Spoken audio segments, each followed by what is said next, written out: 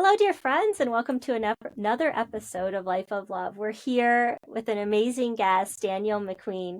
He is a survivor of traumatic brain injury in the form of hemorrhages and hydrocephalus, and he's so much more than his medical diagnosis.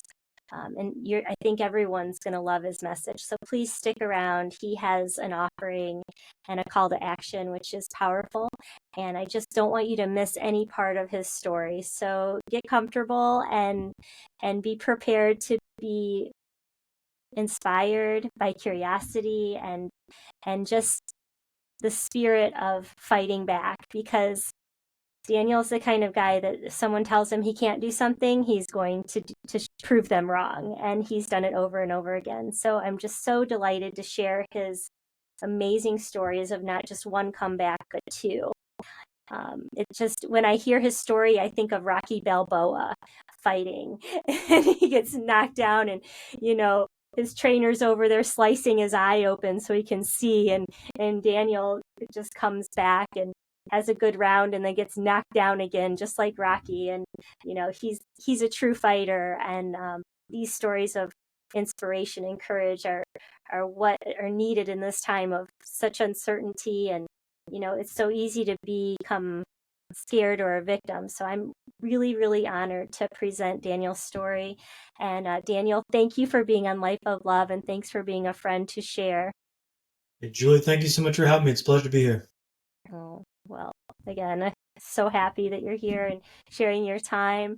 You're up in Canada, and it's just a wonderful connection to be here with you. Can you share your story? And I know it's a long story, but I just want you to give your perspective of where you were before your first incident with the brain injury. And I don't want to focus on your deficits, but I do want people to understand what you had and what you lost so that we can go from there. Yeah, for sure, Julie. Thank you. So my story takes place started off in London, England. I was living there after a master's in Sweden, working in tech for a company called Hootsuite. I started having these headaches that were getting persistently worse over a few weeks. I went to A&E, which is accident and emergency in the UK.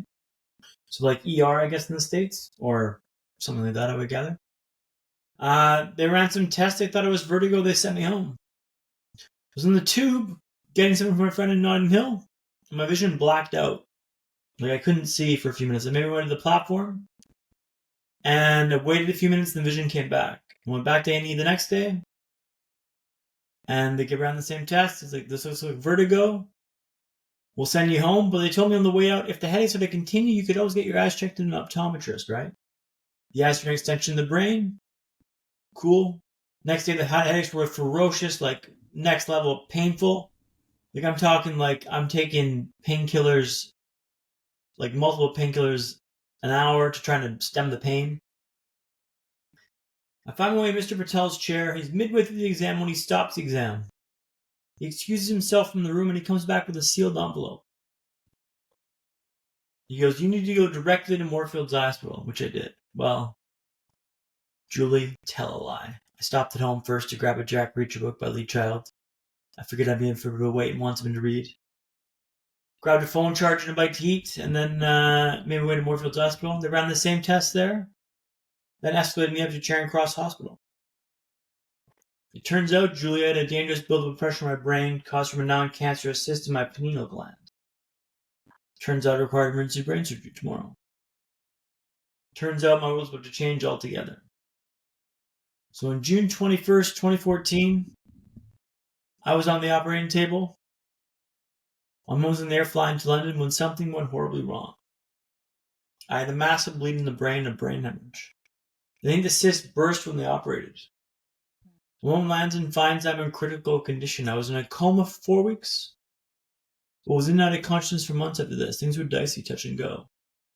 When I was in a coma, they had to keep my core temperature down below 40 degrees, otherwise there'd be brain damage. The part of your brain that regulates all that stuff was broken in the brain hemorrhage, so they used ice blankets above and below me to keep my core temperature down. It led to violent shivering. My family says it's horrible to watch. Alarms constantly went off as blood pressure spiked and heart rate too high. It was a roller coaster. My parents were told that he may not make this. But eventually it quieted down, and I woke up from the coma, and I began the process of rehab, which took 5-6 months to build myself back up, and I was slowly building myself back up, and it was. But yeah, it kind of dropped off within 12 hours. I was a healthy, active guy living in London to being in a coma at Charing Cross Hospital, clinging to life, and it went pretty sideways for my family pretty quickly. And here, your parents were in Canada, so they came over to the UK to be with you, or were they?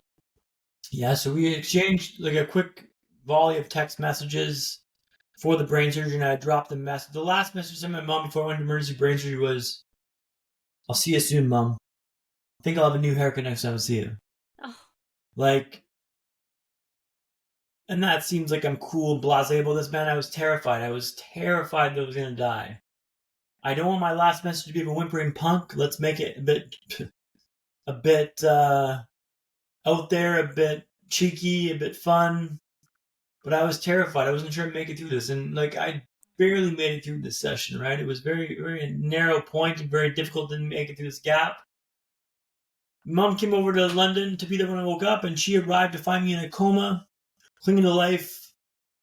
So she landed in a world of hurt, being told, you know what, he may not make it through this point. This is pretty difficult right now, and my dad came out as well, and it was touch and go for a few weeks there, where I wasn't sure if I'd be making it out of this space, and if I made it out of this space, what state I'd be in after a brain injury. You're not sure what the quality of life's going to be, but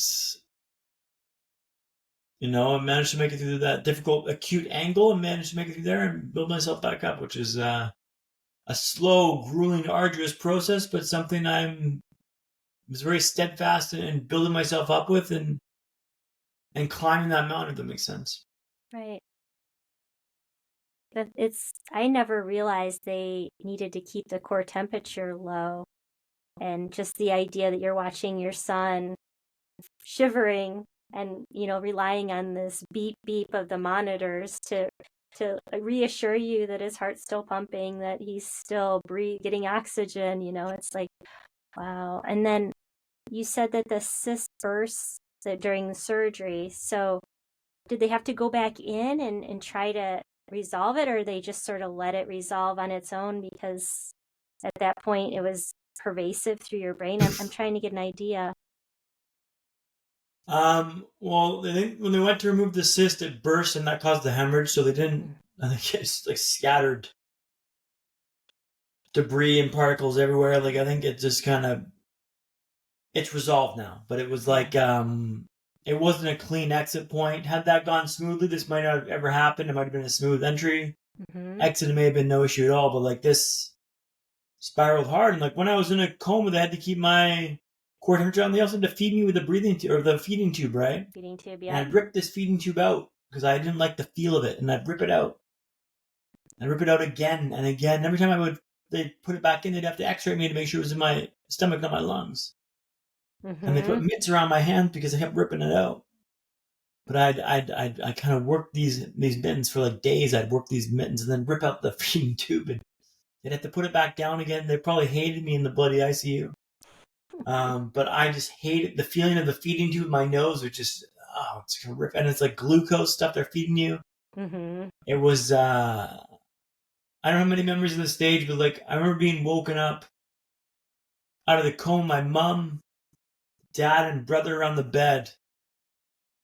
And I'm trying to talk, but I can't talk because the tracheotomy was removed and my breathing or my vocal cords were a bit tattered up. Couldn't speak. So give me a pen and paper. And I point at my brother and go, you, write on the pen and paper, get me out of here. And I show it to him. And he goes, what do you want me to do, bud? Like, you got tubes in and out of your body. Your one eye's wonky as hell. You can't walk. You can't talk. Like, you were in here for a while, bud. My initial reaction was like, this looks bad. This looks expensive. I'm not sure this is covered. I was a European citizen living in the UK, or Canadian living in the UK. So, like, I was covered by the medical space, which was lucky. Because this would have cost a fortune had it not been. But, like, it was This went sideways real quick, and no one was prepared for what happened and how long it would take to build back up. I can imagine. And I can tell you're a very practical person if you take that perspective or that came to your mind when you woke up from the coma. And I mean, it's interesting that you remember, your who was there and what your first instinct was. You needed to communicate. You needed to get some resources. You need to get out of there. Yeah, I mean, I don't know what I Oh, was thinking at that stage, to be honest, but like, I was like, I don't want to be here. Let's get out of here. This is not cool. And then I was in the hospital for months after this, right? Like, it was not the casual visitor in the hospital. Like, I was an OG, a member of the Charing Cross Hospital team. I'll tell you that much. I was there for a while. yeah, you were. Well, I'm so glad you pulled through that because it sounded like a real battle. Do you, I'm just curious, do you have any, I know that you were put under, it was a planned procedure, so many times people don't have any like dreams or any kind of visitations or anything, but your tumor was right there in the pineal gland, which is also often, everyone everyone, uh, thank you. People tend to associate spirituality with the pineal gland. Yeah. And I was just wondering about that. I had one dream that I recall from the coma that was quite odd. I was in a submarine, deep underwater, and there was an aquarium on the submarine, and I couldn't figure out why the hell there was an aquarium on the submarine when we're already underwater. So I don't know what that means or what the meaning behind that may be, but it was quite odd, and I was like, this is ridiculous. Why would you spend money on You can just on look a out the on window. a aquarium on a submarine? We're underwater already, bud. But my mind was going a million miles a minute, and it was a bit scattered, and like this was grindy, difficult, the darkest of the dark, and it was just horrible. But waking up and being told what happened to you, like, hey, Dan, you had a brain injury, like you're in the coma, you can't talk or walk right now, but like you're alive and your faculties are still there, you can still think, and your brain's still functioning. So like, they told my parents, like, look, what's the prognosis for him when he makes it out of this? What's his situation going to be? Because the brain injury, I was worried, like, well, it's probably going to be significant damage, and like, don't get me wrong, there's still some overlaying stuff that I'm still working through here, right? But like, it's the doctor, Mr. Mendoza, goes, he could make a full recovery, or like pretty close to a full recovery. And my parents are like, well, that's phenomenal, because right now he's like, he's not sure you're going to make it out of this alive. And he was always believed that I could make a full recovery. And like, it was, don't get me wrong, it was not without work and not without trials and tribulations, but like, I'd say I'm 75% now to where I was before. Battery, functionality, cognitive ability, like I'd say 75% is where I'm at now, and like that's maybe more than that, but like battery is 75%, and that's helpful for me to understand, because I got to be more mindful of like not running myself ragged, and being mindful of like keeping myself above that battery line, because when it gets below 50, I'm less pleasant. Below 30, I'm a bit of a prick. I Mm-hmm. gotta take a nap or take a meditation to recharge my battery, and that's like self awareness that I've kind of built up in this. But like, that's jumping ahead a bit farther, so let's go back a bit if we can. Yeah, sure. I mean, that's what I was going to ask you about was, you had the full support of a rehab team and you needed to regain speech, your fine and gross motor. You had to learn how to walk again. And then you had to adjust your mindset, right? Because you had gone from a tech, pretty sharp tech mind, traveling across to a new country. You had to have a lot of skills that were, very admired for them to relocate you and to be that sharp. And IT is a quick moving thing. So, you know, when do you think the mindset kicked in, as far as the rehab process, and did your therapist, did they focus on that at all, or is it something you realized you were beating yourself up a little too much? No, like the Kiwi nurse who got me talking again, talked to my parents for a while. She kind of understood who I was as a person, and she took a stab. And I'm forever grateful for this because she took a stab to get me to talk, and she took me down to the park. She sat me in front of these kids playing football, like soccer across the park, right? Mm-hmm. And she goes, "Damn, those kids across the park, do you see them over there?" I'm like, "Yeah." She goes, "Those kids across the park, they don't think you're good enough to talk to them. They don't think you're good enough to talk." And that struck a chord. I realized it's kind of a trigger for me, and I yelled some things I'll spare you and your listeners, but I found my voice, and I managed to get myself talking again because I was told I wasn't good enough to do it. How dare you talk to me this way? Who do you think you're talking to? Wasn't that clear and precise, but like vocalizing came out of me and I could speak, and I got back to talking again. And she was convinced I'd be able to speak again because she knew what triggered me. And that motivation was so key that I understood that, like, being told I can't do something, okay, watch me. Like, that's a trigger for me. And I've rode that wave of motivation to get me back to walking, talking, smiling, work. My job initially, like, I went back to work, fast forward a little bit here, but like, do you want to go back to your old job, Dan? Because I just moved into an implementation specialist. Implementation was a much more fun job, like a really prestigious, sexy job in the company. I really love the job. No, I'm an implementation specialist. I'm doing this because I've built myself to this capacity. I can go back to this job. I'm not going back to support. Bless support, wonderful stuff, but like, I wasn't support. I was in implementation. I was told I could do that. So like, I'm going to make this work. So motivation was a big part of this vibe, and like knowing, like an inner belief in myself that I can do this is been so key for this process. And I've been steadfast with that. I've always known that I could do this, and I've always known that I'm good enough to be here, and let me prove you wrong. I can do this. I can do this. And that's been a huge part of my vibe, is I understand where motivation comes from. And I always say, like, don't judge the motivation. Ride the wave that comes. Don't wait for it to be some holistic, like, pleasant motivation. Like, if it's like, I'm going to prove you wrong, then ride that wave. Mm-hmm. Because you can't command the waves to come around. The waves come when they come, and like, you got to ride the wave that comes. And it may not be a holistic, like, surface wave. It may be like a, let me prove you wrong, I'm better than you think I am kind of vibe. And like, you got to ride that wave. Right, that friction. If you feel friction, you can use that.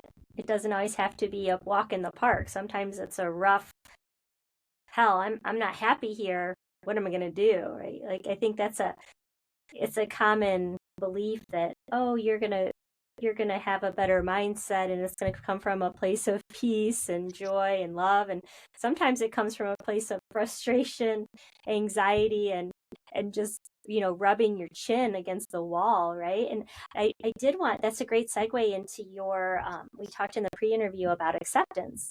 And that's the only way to ride a wave, is to accept that you're in the ocean and the waves are coming, right? So would you want to expand on that?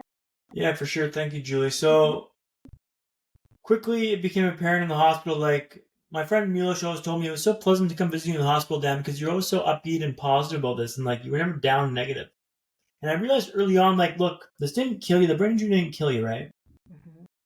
You're in this position now where, like, you're learning how to walk, talk, and smile again. Like, you've had a brain injury. Like, you're off work. Like, you're in this, like, spiral of, like, stuff. But don't go down the pity spiral, I call it. Don't be woe's me, because it's not fair this happened to you, right? It's not fair this happened to you. But, like, guess what? No one's coming to save you. You've got to pull yourself up by your bootstraps. Now, I had a lot of help, Julie. Mm-hmm. I had a ton of help. And, like, maybe you don't have that help. But I realized quickly it was like me versus me almost more than anything else. Like, I've got to build myself back up slowly but surely. And by accepting, it's how you do that. So you can't wish it didn't happen. Wishing it didn't happen is not an active way to resolve it. But by wishing it didn't happen, it's not taking steps forward. But by accepting it, you can take steps forward. So by accepting this happened, like, that's not saying like I'm going to give up. It's saying like, look, this happened. It wasn't fair, but guess what? It happened. And there's a question you got asked of that. I always ask, and what do you expect to have happen? Well, this doesn't happen to this person. Okay, cool. And you run out of ands pretty quickly. And you realize that, like, the way you get out of this is you got to go through it. And by accepting that it happened, you realize you can make gains to take steps forward. Because if you wish it didn't happen, 6 months down the road, you're still wishing it didn't happen. But if I accept it today, 6 months down the road, I can be 6 months ahead. So acceptance was so key for this. And like, I think that's been the actual name of the game. Like, and that's tough to hear from people that have gone through difficult stuff, to accept it, because you don't know what it's like to be this way. It's like, yeah, I don't know what it's like to be with that. But I can tell you, by accepting, you can take steps forward. You can progress yourself forward, which is so key for this, because if you don't accept it, like, you can't move forward. You can't leave it behind. You can't let go of it. Right, because it's always whispering in your shoulder. It's always holding you down because you haven't faced it. You haven't come to peace with it. Yeah, it's just like, they say the odds of being a human being are 400 trillion to 1, right? 400 trillion to 1 to have a life in the first place. We're all given a hand of cards. This card was in my hand. There's nothing I could have done to mitigate this. This was a genetic thing that was in there, just like a little time bomb. And it went off. And shit went sideways for a minute. For more than a minute, probably for a couple days, probably a couple weeks. But it went sideways on you. But guess what? You're still alive. Am I going to muck the whole hand because I didn't like this one card? Like, no. Like, the odds of having a hand are so ridiculously small. I'm not going to throw away the whole hand because of this. I'm going to use this as rocket fuel to get me going. Like, now it's like, this is going to sound probably pretty conceited and arrogant, but like, what are you going to come at me with that I'm afraid I can't overcome? Like, do you know what I've been through? Like, do you know what I'm able to overcome? Like, I've got so much belief in myself that I can overcome anything in life because I've been able to do so much when so little was expected. When it was like, well, is he going to be able to walk, talk, or smile? We don't know. Can he even be a functioning human being? We don't know. It's like, is he good enough to get back to work? We don't know. Like, can he get back to this? No, I don't know. Now, as a speaker, it's like, it's a pretty bold move, like getting laid off from your job. Like, I'm going to be a speaker now. It's like, cool. Like, this is a pretty bold move, Dan. Like, yeah, I'm taking big steps, big swings here. I'm like, I'm chasing this down because why not? Why can't I do this? Yeah, so And you rehabbed, you got back to work yeah, after, was it 10 or 12 months of therapy, and then you're like, okay, you're ready to go back to work. so I was in about 6 month rehab in person, and then 6 months rehab at home. So about a year later, I made it back to the office. After vocational therapy, occupational therapy, speech and language therapy. I go in the pool, like started going back to some water exercises, low impact weighted exercise, right? And I'm like, it would take me 45 minutes to get changed, and I'd swim for like 5 lengths and then get out and take 45 minutes to change again. Like, it was slow, arduous, difficult stuff that I'm building back up. Got back to walking again. Like, walking took forever to walk again. I'll tell you one story about learning to walk in tune. Broadway, if you don't mind, Julie. Yeah, please. So I've been in a wheelchair for about 4 months, I'd say. And I slowly got back to walking on the Zimmer frame, on what I called the Ferrari, which is like a four-wheeled walker you kind of waddle around quickly on. I got time to walk in Trinity Broadway, okay? So Trinity Broadway is an area in South London, an area they call up and coming. Think loud sirens, drugs, gangs. It's dirty, it's hectic, it's busy. Walk with a cane, walk with an eye patch. I'm Bambi on ice after 4 months in a wheelchair. I turn the corner to walk on the high street for the first time in 4 months. Immediately get slammed into by someone. I stagger back a few feet. Someone scurries past me on the right-hand side. I thought I was done with the rats. Someone had been stabbed on the sidewalk back here. I'm thinking, this is a pretty wild place to learn to walk. After a few days of this, I was thinking, this is the worst place to learn to walk in the world. What are you thinking? Can't they see I'm trying to walk here? Can't they see I'm trying? Yeah. And then one day my perspective shifted. Maybe this isn't the worst place to learn to walk in the world. No. Maybe this is the best. If I can walk here, I can walk anywhere. So Tune Broadway didn't change, right, Julie? Right, it It did went not from the change. worst to the best in my mind, and my mood reflected that. What are you looking at in your life you're convinced is the worst? Convinced is the absolute worst. Hey, maybe it is. Or maybe you can find a way to turn down the suck a little bit. You can find a way to shift that perspective a little bit. When you change the way you look at the world you look at can change. Like, and that's like a pretty profound thing to say now. Like, I'm only learning this after the fact. I didn't know this at the time. I just knew, like, maybe this isn't the worst. Maybe this is the best. Like reframe your mindset, and then like I look forward to those walks. But like walking was an arduous, difficult grind that took me 2, 3 months to get the handle of it. I walked with a cane for like 6 months after this, right? Like it was not out of the woods. But everything was grindy and difficult, but it was a mindset thing more than anything else. Like when I made that mindset shift, like the best and or the worst and the best, like, wow, I'm not hating these walks in Tune Broadway. I relish them. Like, what a great opportunity to learn in the best place to walk in the world. And that maybe smoke in some capacity is probably not the worst place to learn how to walk in the world, but it's certainly not the easiest. Tune Broadway was a dumpster fire to walk in, but like I loved it because I was getting better by this. Like you're making me better by giving this adversity. Like your strength testing myself. Don't wish it was easier. Make yourself better. Make yourself stronger. Did you have a lot of faith as a kid? Because to me, to believe in yourself that much, to put yourself in these positions and know that you can rise to the occasion, that it takes a lot of faith. And I didn't know if that was something you grew up, if your parents were strong in that, or I'm just curious what gives you this fight. I think I'm not very faith based to be honest, Julie, but I've always had a very like big belief in myself. Always been some guy who was dating a girl who's probably way better than I was, and way better looking than I was, and people always like, oh, this guy's dating this girl, and be like, yeah, I'm here, bud. I'm good enough to be here, and like I always had that chip on my shoulder. Playing soccer, I was always been undersized, and I always be targeted and like tackled hard, and I'd get up quick and brush up against him, like, hey man, that's all you got, like. I always had that chip on my shoulder kind of vibe, and I wanted to prove you wrong. I wanted to prove you wrong, and like that vibe in me is like so strong. Like that's such a motivating factor for me, and that's a bit of a dark place to have motivation come from. That chip on your shoulder.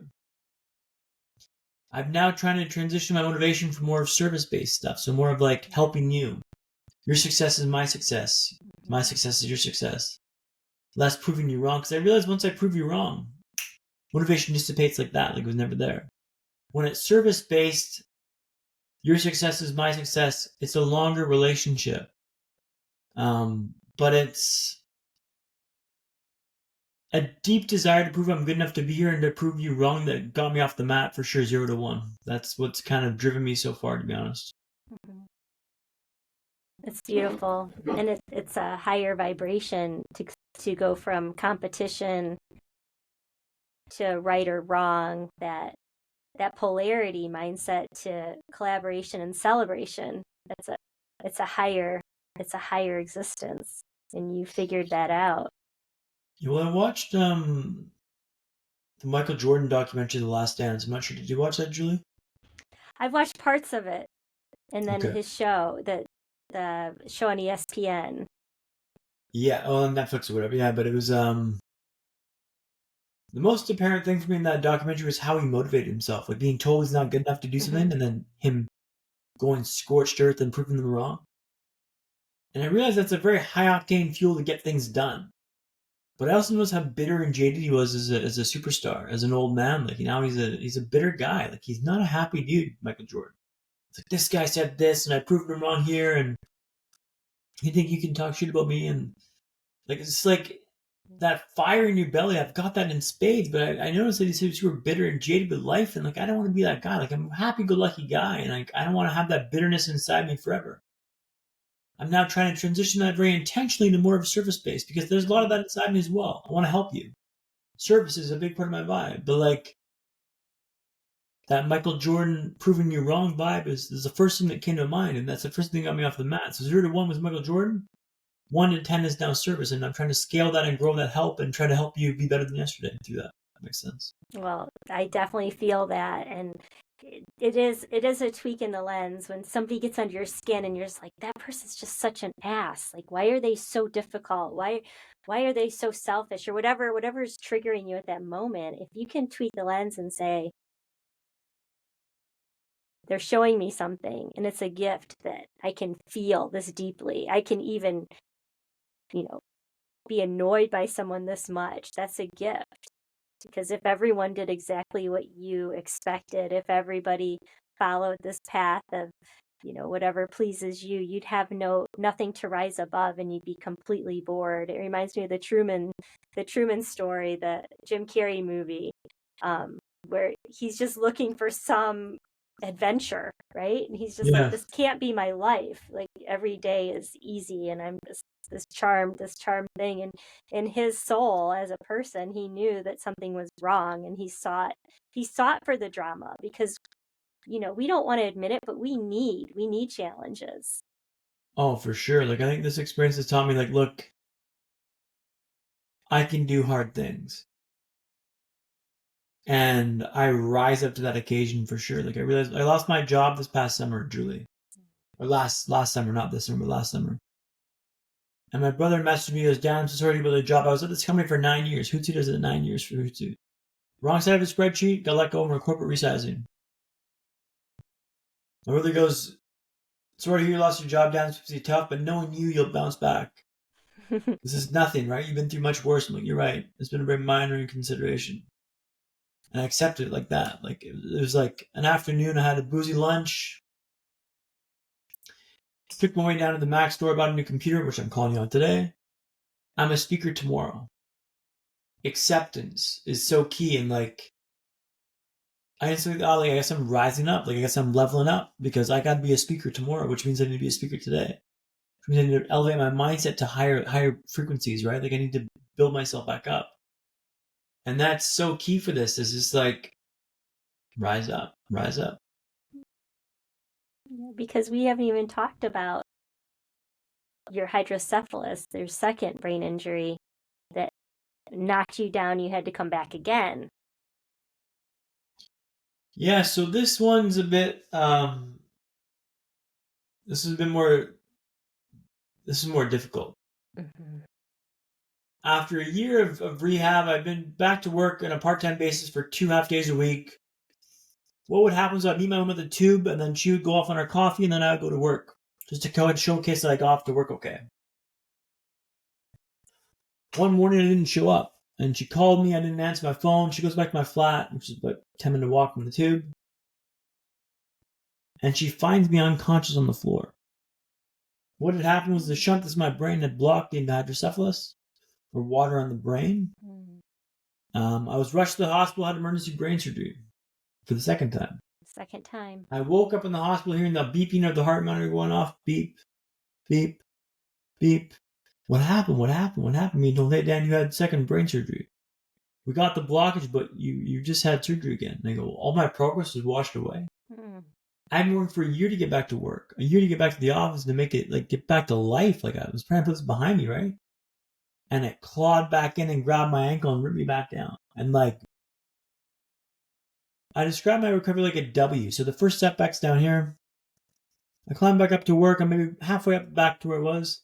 The second setback's not where the first one was, much lower. The depths of the human experience, I call this. Where all your hopes and dreams are snickered at. Where you thought you had a chance, but almost back to normal life, eh? Ha ha ha. This death kind of grips you and pulls you back down and tells you, hey bud, you ain't going nowhere. That was the lowest I was in my life, because that was just like, everything I'd been working for a year was stripped away from me in an instant. And like, I had done rehab, so I wasn't able to go back to rehab in person. My mom had to fight tooth and nail to get remote rehab available for me.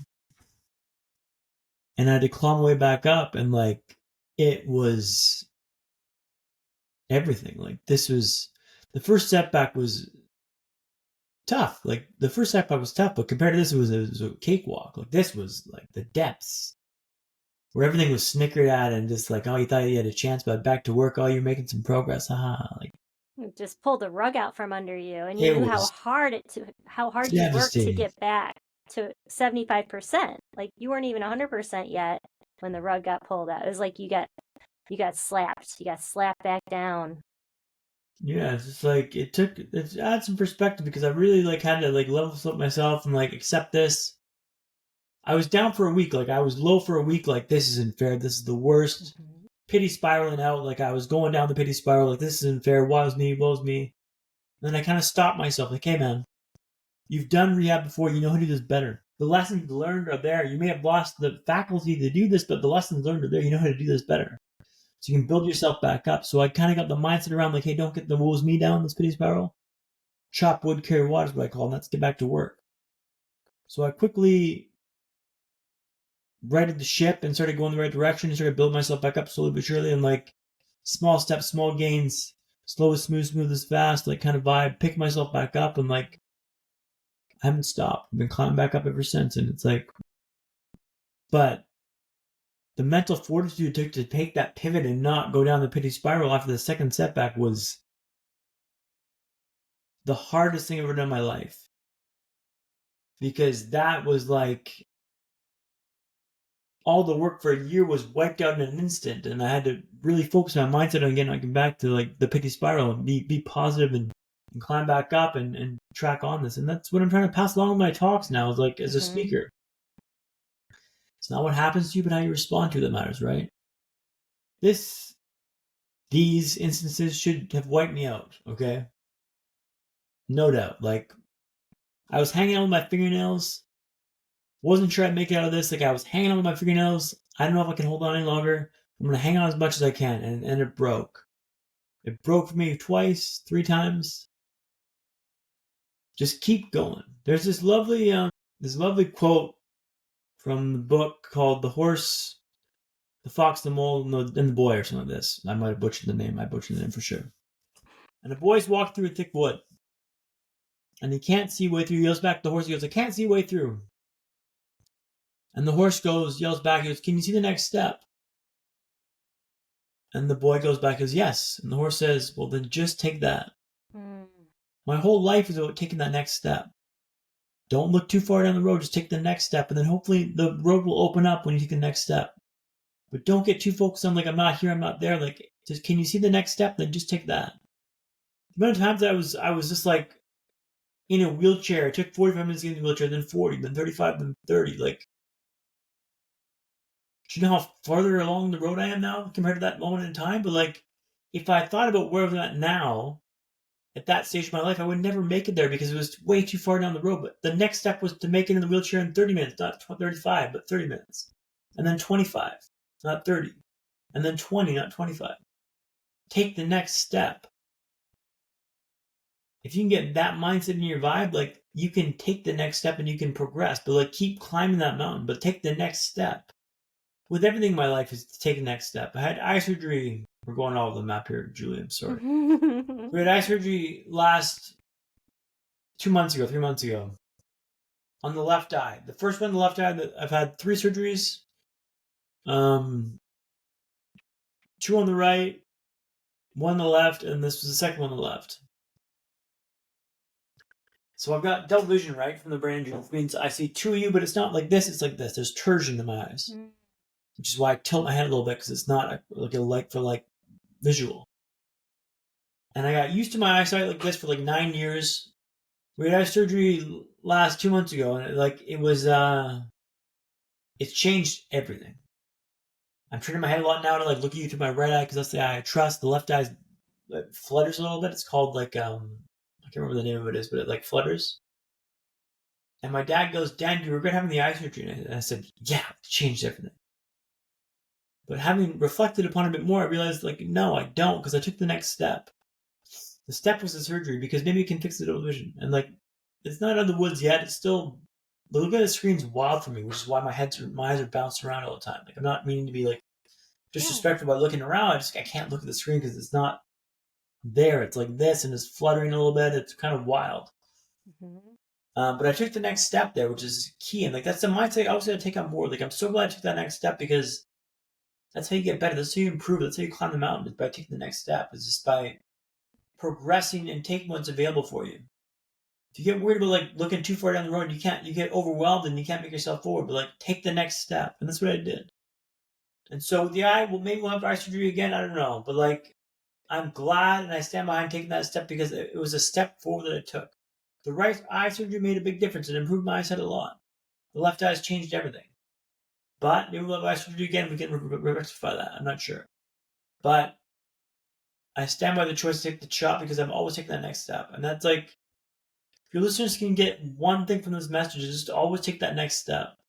If it makes sense. That was a rant and a half there for you. No, Julie. I mean, there's so much wisdom in it. It's the simplicity is huge because you're present. You know where you are. It's symbolic because you have to look up to take that next step. You have to square your body. You got to be centered, present, and just move forward with trust. And just taking the next step sounds like simple advice, but there are layers underneath that are beautiful and courageous and admirable. So I'm holding space for all your courage. Well, thank you, Julie. I appreciate that. It's I'm the product of falling down 7 times, getting up 8. Like I've failed my way to success by stumbling, by stepping in it, by falling on my face again and again and again and again. But guess what? I'm standing back up every time. And as long as you stand back up, you can learn from it and improve your lot and not make that same mistake again. But you got to step back up. And it's difficult sometimes to step back up because you're like, well, I'll just keep getting knocked down. It's like, yeah, you do. But like the time you get knocked down shortens every time. Like you're not going to get knocked down every time. And then like you slowly start standing up more and more. And like, you got to go into this and relish that fight because that's making you better, right? The worst know the best. Like mindset is so key here, right? Like it's not what happens to you, but how you respond to it that matters. It's a great quote I used to use all the time in my talks from Ralph Waldo Emerson. It goes, "What lies behind us and what lies before us are tiny matters compared to what lies within us." And I know that inside me there's a pretty resilient dude, and he can handle pretty much anything the world throws at him. I'm not tempting fate, I'm not tempting destruction, but I just know myself that I'm strong enough to handle this adversity. By going into it again and again and again and again and again. And it allows you to recreate. It allows you to come from resource. You're not a victim. You're not the result of your circumstances. You are who you are because of the choice you make in each and every moment. I think that's beautiful. Yeah, it's like you can't be a victim here because you'll never hear me say the word victim because that's a mindset that I think you take on board to like pass responsibility to someone else. And power. When you give Yeah, I someone don't want to give that away because like yep. it's not. I'm not a victim here. Like no. It's like this isn't fair. This happened to me. Sure, it's not fair. It's happening. But like, guess what? It happened. And by saying it's not fair and like passing the buck, well, it's not fair. It happened. Well, cool. So I guess I'm just gonna mail in my chips now for the rest of my life. Like, no, that's bullshit. Like that's not cool. It's in you, man. Like it's 400 trillion to 1, right? 400 trillion to 1 to have a life in the first place. And I'm gonna muck the whole hand because I don't like that card. It's like no, like find that inside you to crack on and fight. Just keep fighting and like. Remember, my doctor Jens. He goes, "You haven't lost the light in your eyes, Dan." And I go, "No, like I'm not gonna ever lose that light because like that this light is for the limit." Because people, I guess, lose that like the spark of life when they go through this because like they just feel dejected and like nothing matters and nothing they can do controls it and they lose that fire in their eyes. But like that fire in your eyes is your life, and that I'm never gonna lose that. Not as long as I can help it, right? Like I'm gonna keep fighting as long as I can. And that's what's driven you to share your story and be a motivational speaker. And I'd love to share with the audience your website is McQueenDan.com. Yeah, McQueenDan.com. I'm a motivational speaker, keynote speaker. You can see my demo reel on there as well as a contact form. McQueen Dan across the socials as well. I'm speaking now because I had a lot of help to get back up to where I'm at today. Maybe you don't have that help. Mm-hmm. And if I don't have the help, I'm not here. Straight up. Mm-hmm. But I can give you the lessons learned just for like in this podcast. Like these lessons learned, they're not. Maybe they're like whimsical lessons. I don't know, but like they've helped me get back to where I'm at today. Mm-hmm. So there's some real lessons, some real nuggets of gold in here that you can mine and figure out like that mindset piece. The worst and the best. Like you have that. Like walking into Broadway High Street is not the worst, but the best place to walk in the world. That changed everything for me. I began walking on those streets like with the purpose, with the motivation, with the swagger, because I'm learning to get better here.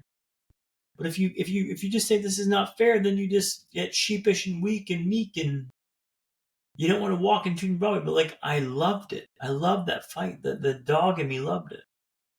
So the motivation is to help is service based now. It's to help you be better than yesterday and help your team be better than yesterday. Because I believe that you can control a lot of this in your life, and if you allow yourself to know that mindset, you can do a lot of great things. Yes, you're precious, and there's only one of you available. Everyone listening, you are the only authentic you in the whole wide world, and your gifts deserve to be shared. And please never lose your light.